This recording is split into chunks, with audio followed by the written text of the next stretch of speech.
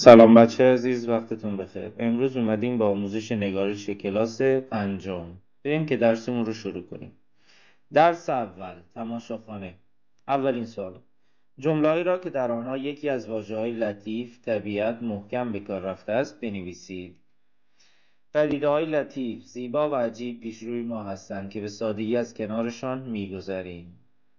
یکی دیگر از این آفریده‌های زیبا و لطیف گیاهان و سبزه‌ها هستند.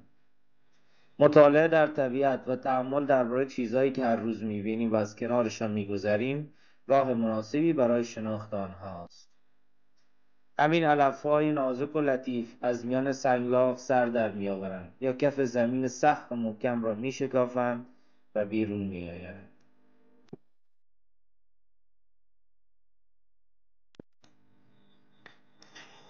با حروف در هم ریخته زیر کلمه‌ای بسازید که ارزش املایی داشته باشند. بچه‌ها این کلماتی که الان بهتون به نمایش گذاشته میشه رو من نوشتم. شما میتونید هر کلمه دیگه ای رو هم بسازید و بنویسید.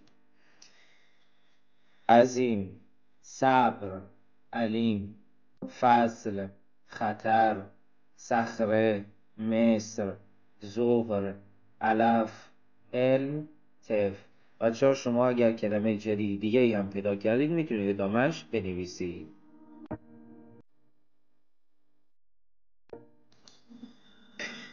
6 واژه مخالف یا متضاد هم بنویسید و آنها را دو به دو در یک جمله به کار ببرید. خب بریم سراغ واژه‌ها. گرما و سرما. حالا باید جمله‌ای بنویسیم که هر دوتا اینا داخلش باشه. سربازان عزیز در گرما و سرما از کشور عزیزمون محافظت میکنن. شب و روز. انسان مؤمن شب و روز به یاد خداوند است. شکست و پیروزی. ما باید از شکست‌ها و پیروزی‌هایمان درس بگیریم.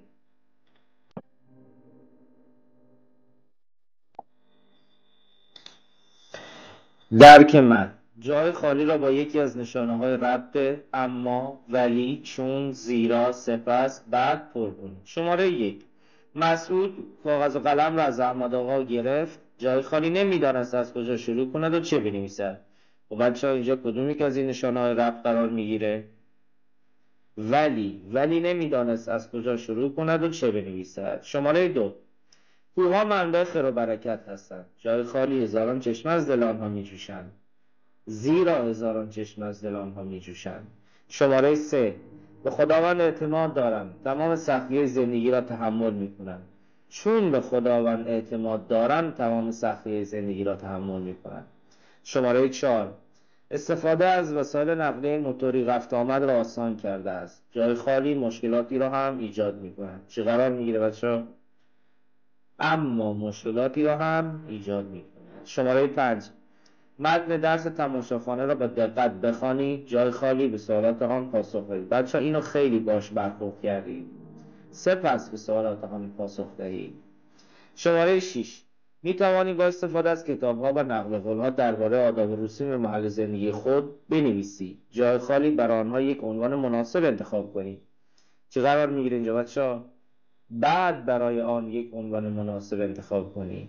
شماره 7: گلها را خیلی دوست داشت. تصمیم گرفت از این را جانشینی برای خود انتخاب کند. کدومی که از این نشانه‌های رد میشه بچه‌ها؟ چون گلها را خیلی دوست داشت تصمیم گرفت از این را جانشینی برای خود انتخاب کند.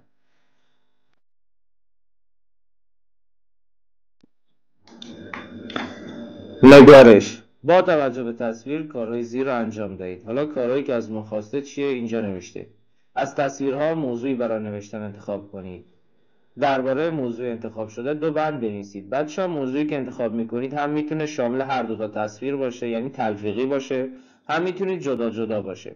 حالا موضوعی که من نوشتم این هستش بچه‌ها: رنگ‌آمیزی خداوند در پاییز و زمستان.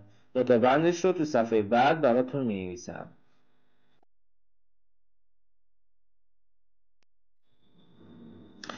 خب بچه‌ها ما تو صفحه قبل موضوعمون رو انتخاب کردیم. موضوعمون چی شد؟ رنگ‌آمیزی خداوند در پاییز و زمستان. پاییز فصل رنگ‌های آتشین و سومین فصل سال است که درختان رنگ برگ‌های خود را عوض می‌کنند. هر درخت در هر فصل سال لباسی دارد که لباس پاییز از خورشید الهام گرفته است. گل‌ها به خواب می‌روند و برای شروع دوباره در بهار آماده می‌شوند. این ویژگی پاییز است. خب بچه‌ها در مورد زمستان هم بنویسیم. زمستان، دانه‌های سفید و زیبای برف زمین را پوشانده‌اند. روی دیشب که همه آدم‌ها در خانه‌های گرم خود در خواب بودند، دل آسمان پر از ابرهای سیاه شده و برف در خلوت و سکوت شب سیاهی‌ها را کنار زده و آرام و با حوصله لباس یک دست سفیدی از دانه‌های بلورین برف دوخته و بر تن زمین پوشانده است. و حالا با دمیدن صبح دانه‌های مانند مرواریدش همه جا را فرا گرفته است. بچه‌ها شما هر بند دیگه ای رو دوست دارید میتونید بنویسید.